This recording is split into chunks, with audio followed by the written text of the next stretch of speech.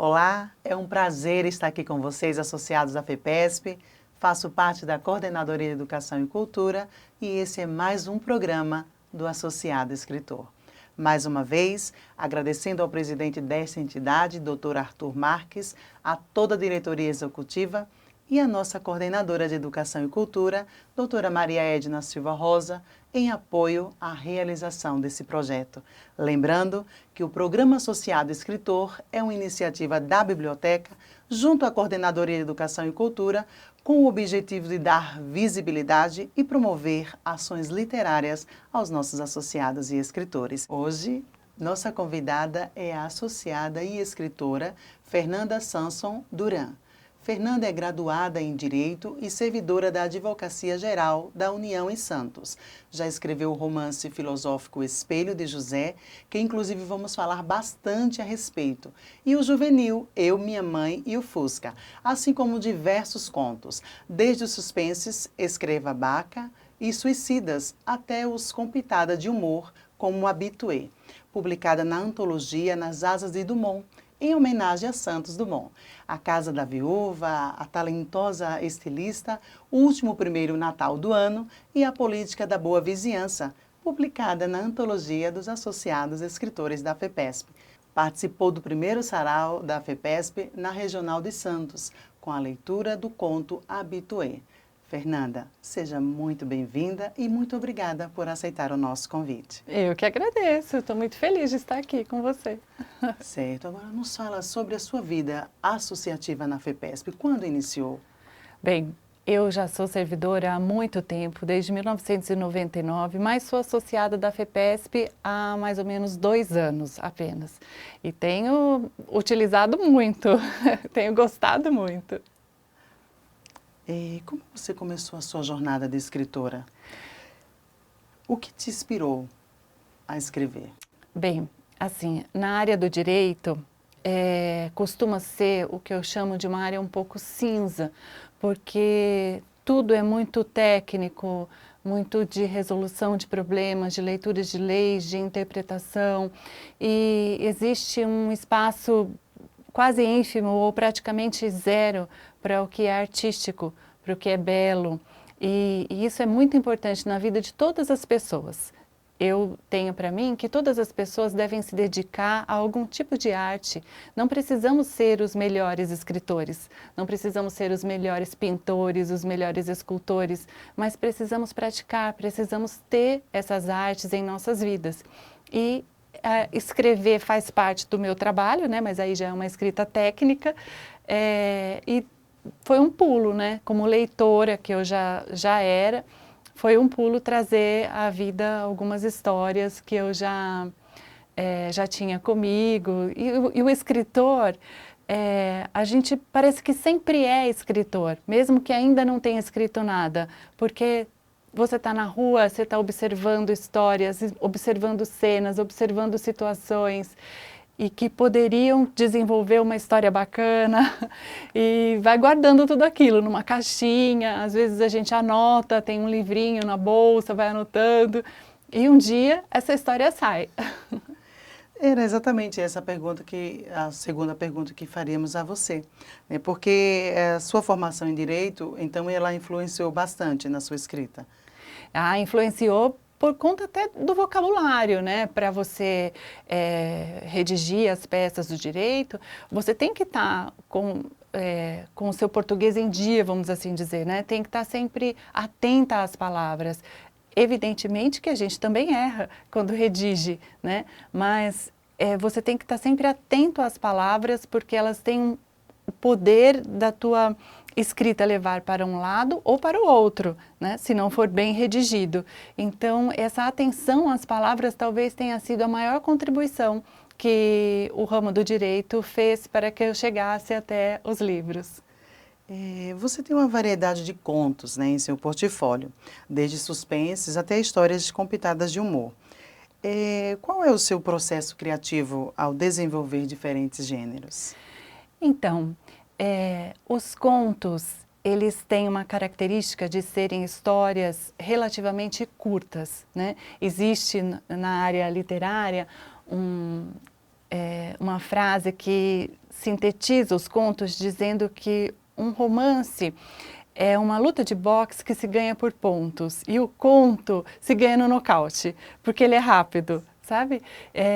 Então, conforme você pensa num conto e, por exemplo, quando eu me dispus a escrever sobre um conto de suspense, você pensa numa situação bem curta e em cima dela trabalha, o que facilita um pouco. Eu acho que mais difícil seria se eu tivesse que escrever um romance com uma pitada de humor ou um romance com essa pegada mais de suspense e terror.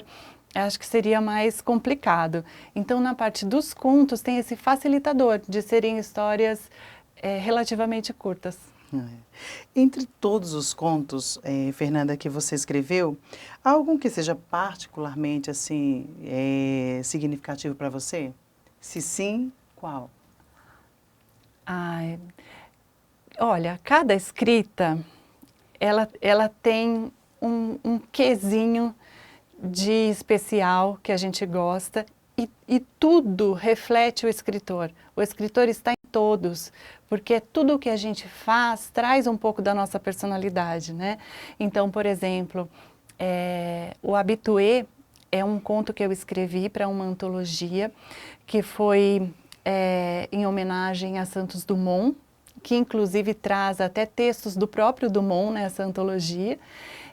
E ela conta a história de uma pessoa que está indo pela primeira vez fazer a sua viagem de avião.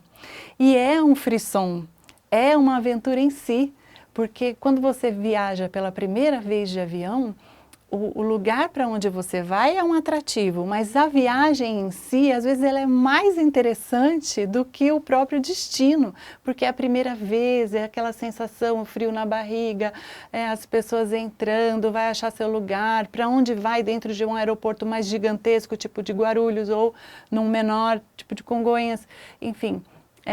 Então, trouxe essa sensação e eu fiquei lembrando da primeira vez que eu fiz uma viagem, foi para fazer um concurso público. Eu fui de São Paulo até Campo Grande pela antiga VASP, para você ver quanto tempo faz, quanto tempo que a VASP não existe mais, né? E eu fui sozinha, então foi assim, uma emoção tão grande que eu até esqueci que eu estava indo para fazer uma prova de concurso, porque a viagem em si foi bem marcante. Isso já faz tantos anos, mas mesmo assim aquela emoção ficou. Quando apareceu o convite para participar dessa antologia em homenagem a Santos Dumont, na hora eu lembrei daquela emoção lá de trás. Então, acho que eu colocaria esse aí por esse aspecto emotivo. E bem emotivo, né? Lembro também que viajei a primeira vez pela VASP, nossa, meu Deus, eu quase morri dentro do avião. E isso também depois, na hora é uma coisa aflitiva, mas depois ela gera assunto, você sempre vai se lembrar daquilo com um certo carinho, até mesmo pela sua coragem de ter passado, de ter ido, né? Sim, isso mesmo. Agora, entre as obras, né, aqui que já citamos, Fernanda, a gente destacou essa aqui, o Espelho de José, né? Porque José é apresentado como alguém que alcançou o seu objetivo, o sucesso, né, em sua vida profissional. No entanto, sua jornada é interrompida por eventos inesperados. Como você aborda, Fernanda, a temática do sucesso e da adversidade ao longo do livro? É exatamente isso. O sucesso e as adversidades parecem tão antagônicas, mas elas estão muito presentes e muitas vezes se confundem. Algo que a gente imagina que é um sucesso, uma situação que a gente imagina que é um sucesso, não é. E também o contrário, né? Uma situação em que a gente imagina ser pesarosa, uma situação difícil, talvez ali esteja um dos nossos melhores momentos, né? E a história de José essa, é uma pessoa muito bem sucedida profissionalmente, financeiramente, até que um dia ele acorda e tem um estranho na sua casa, uma pessoa que ele nunca viu, que conhece muito bem de sua vida e começa a confrontá-lo, começa a apresentá-lo a uma realidade que ele havia se esquecido, que é a realidade dele mesmo, né? E o livro, ele convida o leitor a tentar responder essa pergunta. Quem é você quando se olha na frente do espelho? Quem é essa pessoa? Quando eu olho no espelho, quem é? no meu caso, por exemplo, é advogada, mas só isso? Será que eu me limito a isso? Se um dia a carreira do direito acabar, fomos todos substituídos por robôs, eu não sou mais nada, né? É a mãe. Tá, mas um dia meu filho não vai precisar mais de mim, e essa é a vitória de uma mãe, de um pai, né? Que o filho não precise mais dele. E aí, eu não sou mais nada, né? Eu sou a esposa, mas se eu me divorciar, eu também não sou mais nada, né? Então, assim, nós costumamos colocar esses rótulos como nossa definição, e não é. Por isso que tantas vezes é difícil a gente saber quem é essa pessoa que aparece quando eu olho no espelho, né? E é isso que José se depara. Então, se ele fosse uma peça de teatro, seria quase que um monólogo. É um livro com poucos personagens, é mais aprofundado, mais introspectivo, para quem gosta desse tipo de literatura, com essa pegada mais filosófica. Ou seja, quem é você? Né? Quem é você? O que você pretende ser, ou o que você é, quando você se olha no espelho. Agora, esse formato desse espelho, Fernanda, nos trouxe uma imagem de alguém, de um conto que já existe, de algo que já... Foi de lá que você pegou esse espelho aqui, você disse, vou fazer uma história, vou escrever uma história com um moço chamado José, de sua vida, mas com uma pegada diferente da que já lemos antes. Então, muitas pessoas me perguntam se José tem a ver com o José do Egito, né, história bíblica, se tem a ver com o poema do Carlos Drummond de Andrade, e agora José, né? Se também me perguntam sobre o conto de Machado de Assis, na verdade pode até ser que sim, porque tudo o que a gente lê fica lá dentro da gente e um dia aparece de um jeito ou de outro, através de uma experiência, através de um déjà vu, através de, enfim, algo que você vai fazer e aquilo brote, mas não foi especificamente, não foi pensado nisso, né?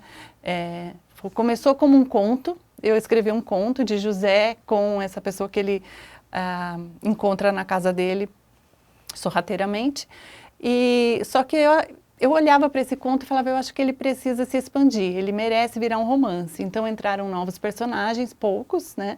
Que é a pessoa com quem ele se relaciona, então aparece a vida amorosa de José, e aparece o pai, então aparecem outras pessoas nesse círculo, mas ainda assim, como eu disse, seria quase como um monólogo, bem centrado no núcleo dele ali.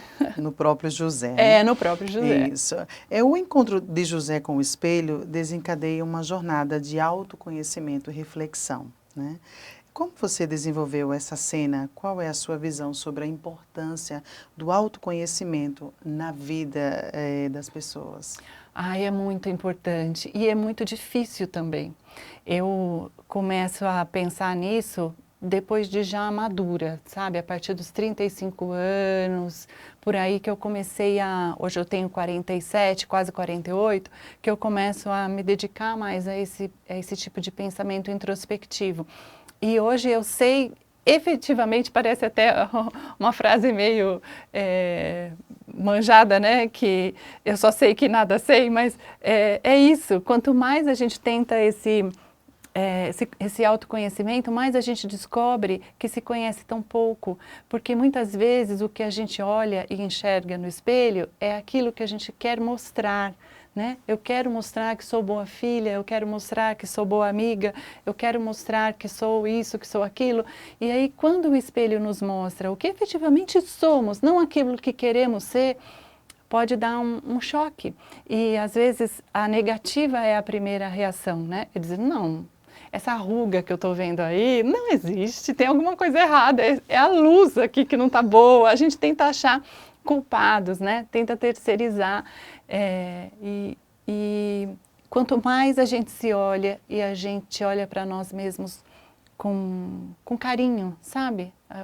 Conforme a gente vai se olhando com carinho, perdoando essas imperfeições, entendendo essas imperfeições, como a gente entenderia um terceiro. É fácil entender um terceiro e é difícil entender a gente mesmo.